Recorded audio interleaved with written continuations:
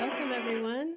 I'm Michelle Carbone, and I'm a clinical hypnotherapist as well as an intuitive coach, mindfulness teacher, among other things. And I'd love you to call in and help me help you.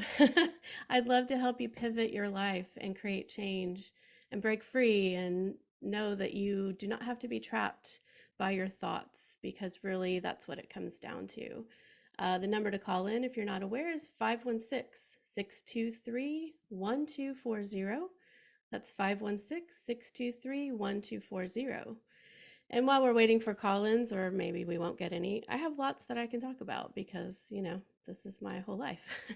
And I thought today we would talk about our thoughts, working with our thoughts to create the change that we want to see in our life. And a lot of us don't even really know what we're thinking. We haven't taken time to notice our thoughts.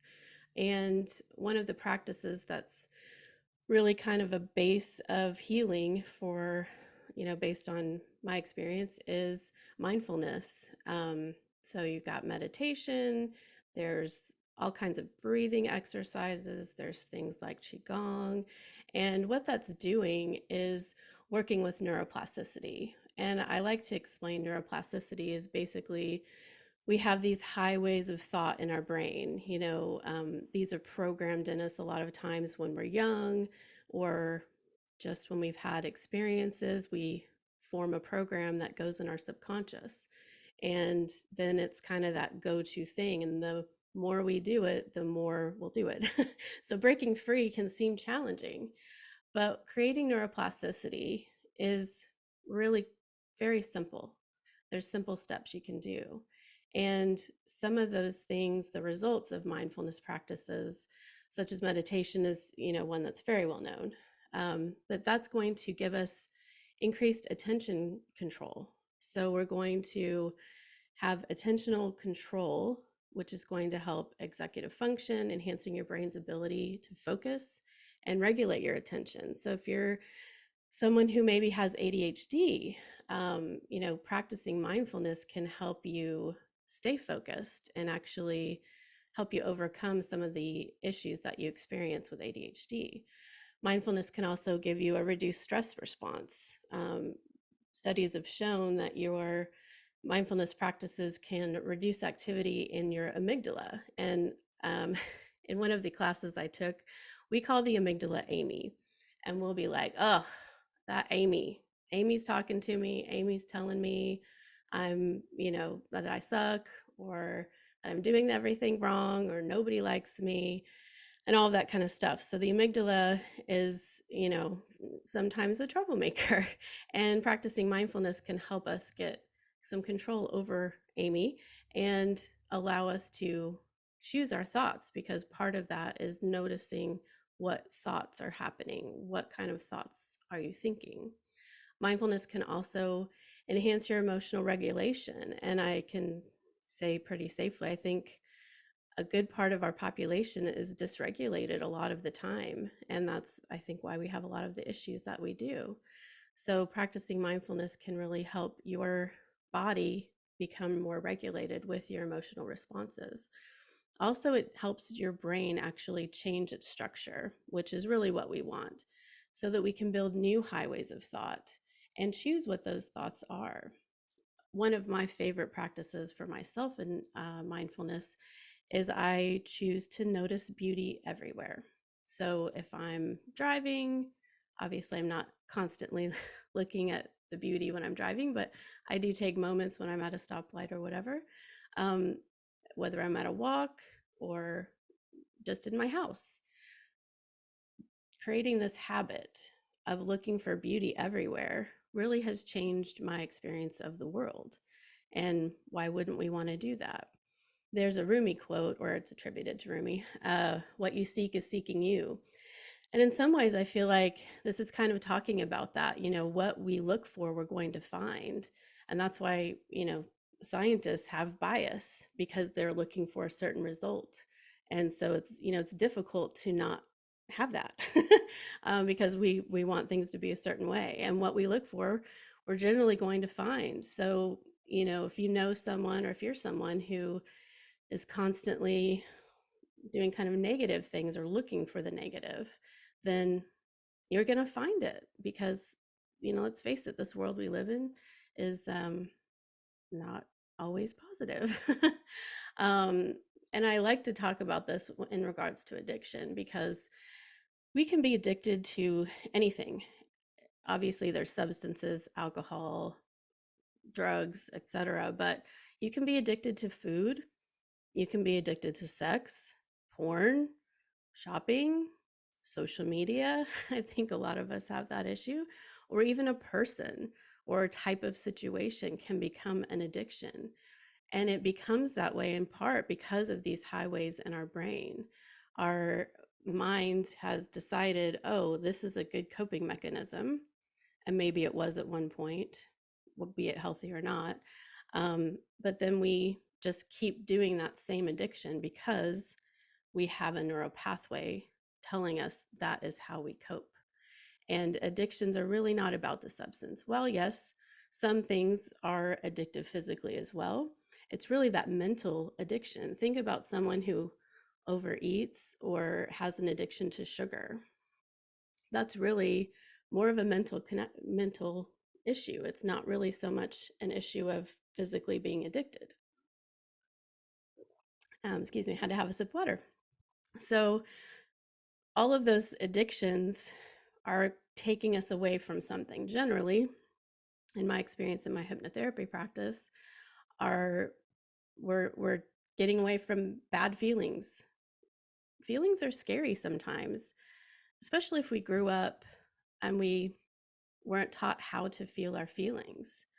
Or maybe we were told, oh, you can feel happiness, you can feel these positive feelings, but if you got angry or sad, you were told you can't do that. Don't be angry, don't be sad, don't cry, don't express yourself. And that programming when we're little becomes, the driving force of how we're coping. And if you're not allowed to express yourself, you're just shoving all of that down. But those feelings are still there. And sometimes we have to have like an escape from them. And some children learn very quickly that, okay, I'm not allowed to express myself. I need to be small. When I was young, a lot of times you'd hear, children should be seen and not heard, right? And that's just terrible. And that's not a good program to have in your child's head. So allowing them to express themselves is really good. We want them to express themselves and we want to express ourselves as adults, but we don't know how to do that.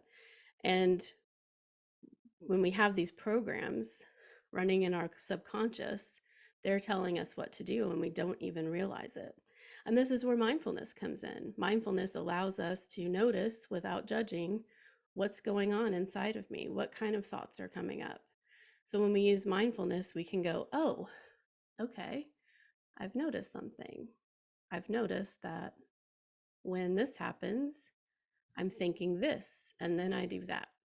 So you can find the place where you can kind of stop what's happening and create a shift. And we can change these programs in different ways. Mindfulness is going to help. Obviously, I'm partially hypnotherapy because I'm a hypnotherapist, but there are lots of ways. You just have to train your brain. And that's why people use mantras and affirmations, and that's why they will work if you use them in the correct way. Find the words that are going to resonate with you.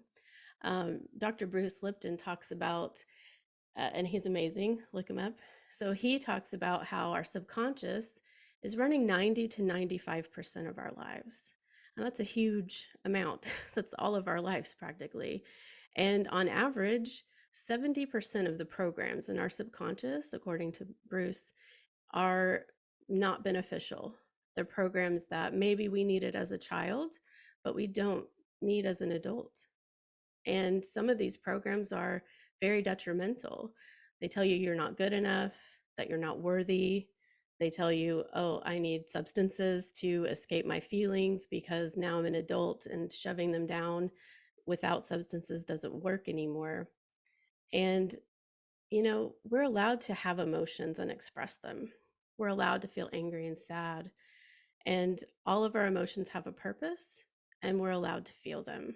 But some of us are so programmed to not feel them that numbing out or disassociating is the go to in our subconscious.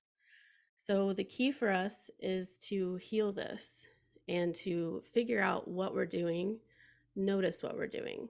So, some suggestions I have, there's plenty of mindfulness videos, but one of my favorites is hand breathing. And I have a video on my Instagram, which is just Zen Mind Michelle. Um, and hand breathing is, you just hold out your hand and your finger is going up and down, up your thumb, breathing in and breathing out, going up your finger, going down. And even that simple practice of doing some hand breathing for 5 minutes. And during that time, noticing how your breath feels, noticing how your skin temperature feels, noticing the temperature of the room, noticing anything you can notice, how the breath feels going in your nose and out your mouth or your nose, depending on how you're breathing. All of that is very simple, but it's very effective. So you can just notice, and you're not even trying to notice your thoughts. You can notice your thoughts, but that's not even the point of something like hand breathing, is just noticing yourself, noticing your physical body. It helps get you in your body. Some other things you can do, of course, is sit in meditation. And meditation has many different things that you can do. You can connect with your inner child or your inner teen. That's always fun. And you can ask yourself, what am I escaping from? How do I really feel? Maybe your home situation isn't good. Maybe you're in a traumatic relationship, which I specialize in. And the only way to escape that feeling of walking on eggshells around your partner is to just numb yourself out. And so you've created an addiction to something to escape that feeling of walking on eggshells or being worried about being yelled at and all of that kind of thing, right?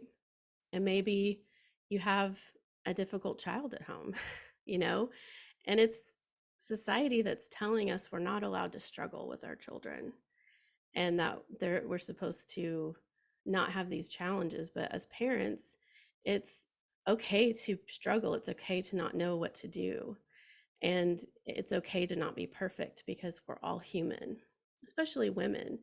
I've talked about this before. I mean, women, I feel like we're told that we have to martyr ourselves and sacrifice everything for our families, and that we're not allowed to put ourselves first. And we become people pleasers and we become codependent, and we get judged for taking care of ourselves. And that's just such BS. If you think about this, I used to own a travel agency. So planes and travel are in my blood. And if you think about it, when you're on a plane, what do they tell you? They tell you, put your mask on first before you help someone else. And that's what we have to do in life. We need to take care of ourselves so that we can take care of others. We can't pour out of an empty cup. And I'm sure you've heard that before. And if you have a child that's difficult, maybe they have a mental health disorder or other challenges, you have to take care of yourself too, because you need to have a full cup to deal with what you're dealing with your child. And you need to take breaks, and you need to understand yourself and your nervous system and what is going on with you so that you can better help your child. And it doesn't mean you don't love your child, but we need to have community, we need to have each other, we need to have support for resting and taking care of ourselves, because that's beneficial to our minds. And it also allows our hearts to open up and allow ourselves to be who we actually are and feel our feelings and express them. Because sometimes we're angry about life or we're sad, and we're allowed to feel those things. We're allowed to be disappointed, we're allowed to be frustrated. And we need to have good coping mechanisms, and we're not taught that.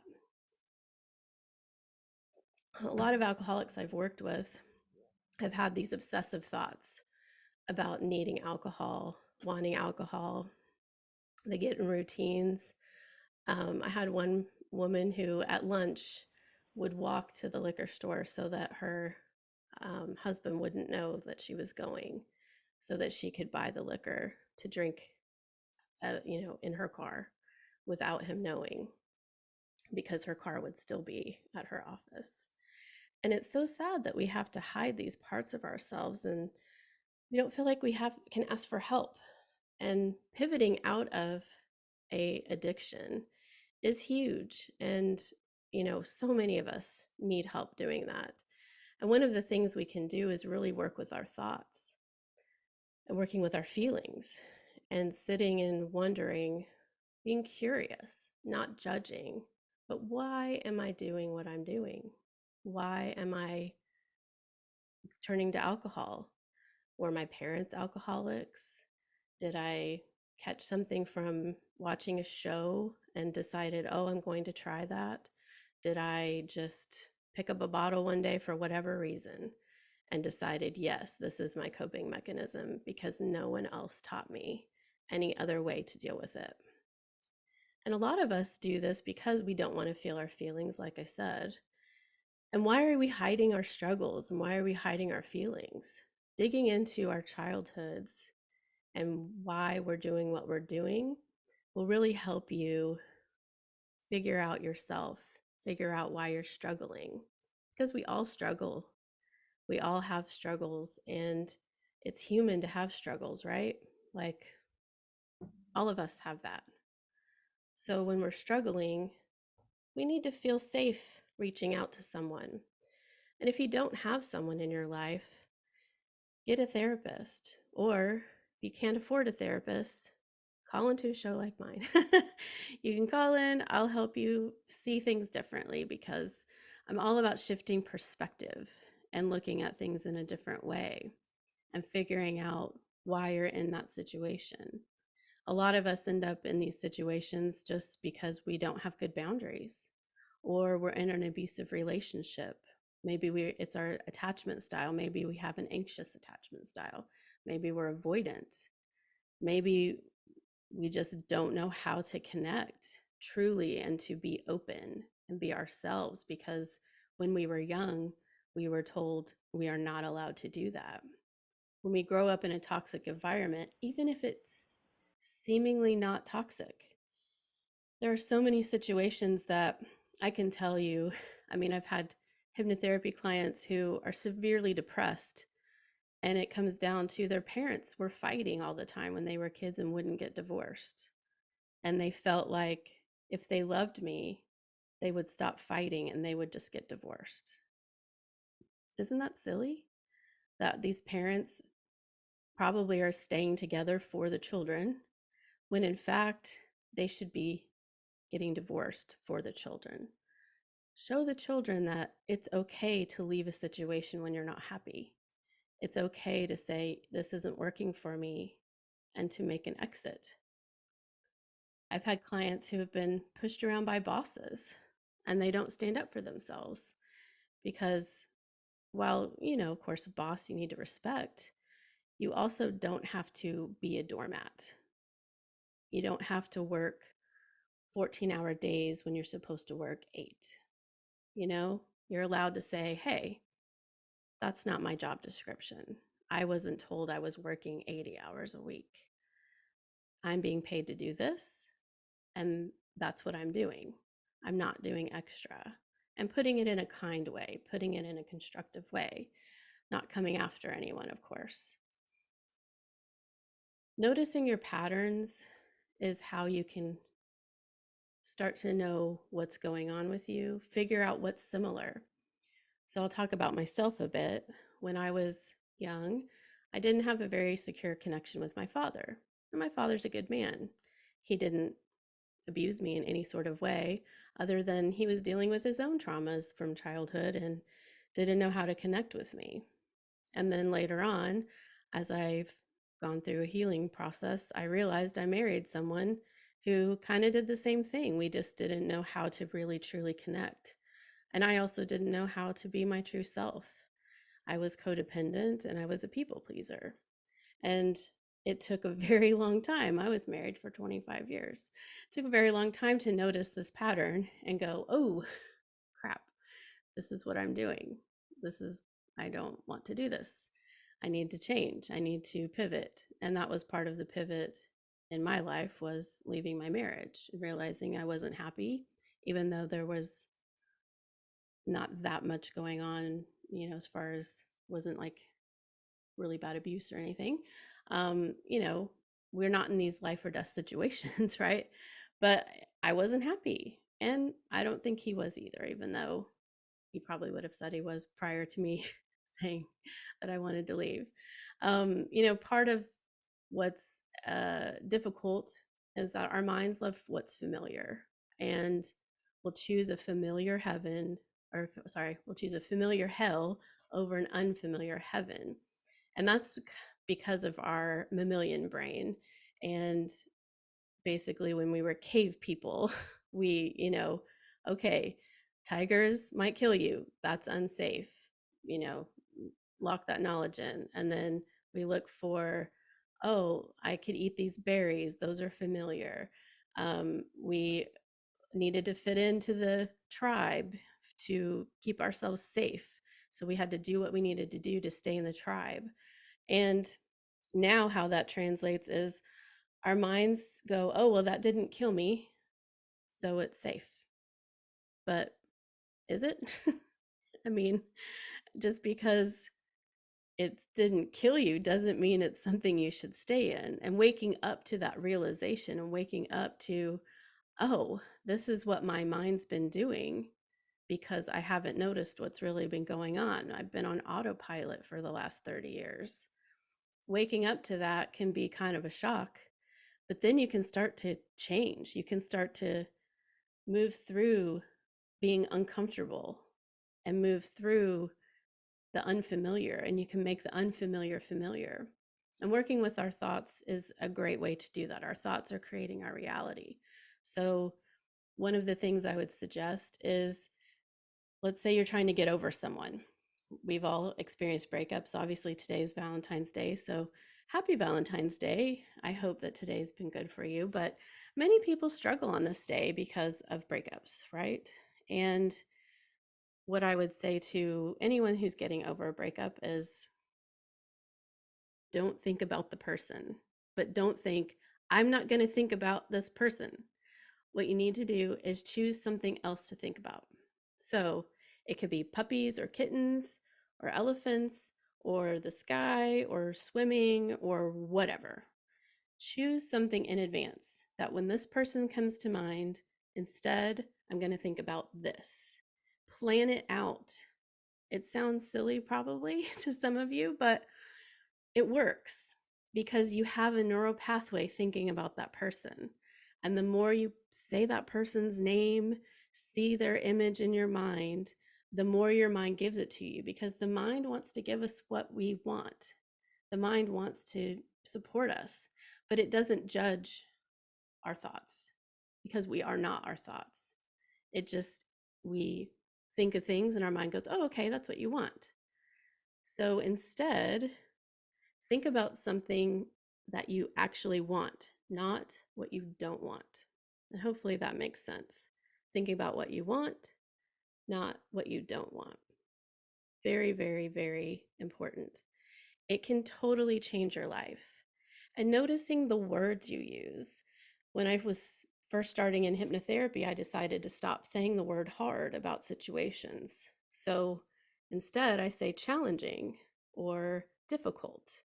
Because if you think about the word hard, what do you do with that? If something's hard, it's hard. I can't do anything. Like, it's just hard. Okay, yeah, it's hard. But if I say, "Oh, it's challenging," that has a different connotation. That's telling you, "Oh, okay, it's challenging, but people meet and beat challenges every single day. That means I can move past this. This means I can get through and make a change, and I'm not stuck where I think I'm stuck." And that's why our thoughts keep us stuck. We are really only one thought away and one decision away from a completely different life. And I can say that with 100% confidence because I did it myself. So, working with your thoughts, since I'm almost out of time, is so important. Like a small change you can make, and using mindfulness to notice what you're thinking is why that's a base knowledge. Look up some mindfulness practices. There's tons of them online. Breathing is easy, it's free. Hand breathing, exercises like Qigong and Tai Chi or mindfulness things that you can do.